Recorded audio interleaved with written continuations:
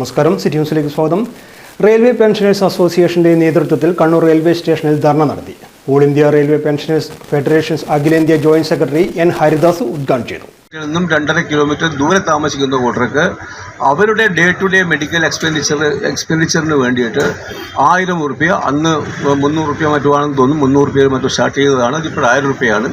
അതൊരു 3000 രൂപ ആക്കാൻ നമ്മുടെ പാർലമെൻ്ററി കമ്മിറ്റിയുടെ റെക്കമെൻഡേഷൻസും ഉണ്ട്. പക്ഷെ അതൊക്കെ അവിടെ തന്നെ ഉണ്ട്. റെക്കമെൻഡേഷനായിട്ട് തന്നെ അവിടെ ഇരിക്കുന്നുണ്ട്. അതൊന്നും ഇംപ്ലിമെൻ്റ് ചെയ്തൊന്നും ആയിട്ടില്ല.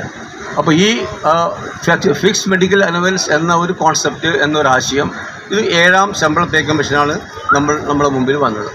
കണ്ണൂരിൽ എംപാനൽ ആശുപത്രി അനുവദിക്കുക, റീഇംബേഴ്സ്മെന്റ് കാലതാമസം കൂടാതെ നൽകുക എന്നീ ആവശ്യങ്ങൾ ഉന്നയിച്ചുകൊണ്ടാണ് ധർണ നടന്നത്. ജില്ലാ പ്രസിഡന്റ് വിജയൻ വലിയപുരിയിൽ അധ്യക്ഷത വഹിച്ചു. വി രമേശൻ, PC രവീന്ദ്രൻ തുടങ്ങിയവർ സംസാരിച്ചു. News desk city news. കൂടുതൽ വാർത്തകൾ അറിയാൻ സിറ്റി ചാനൽ വാട്സ്ആപ്പ് ഗ്രൂപ്പിൽ ജോയിൻ ചെയ്യുക. യൂട്യൂബ് ചാനൽ സന്ദർശിക്കുക.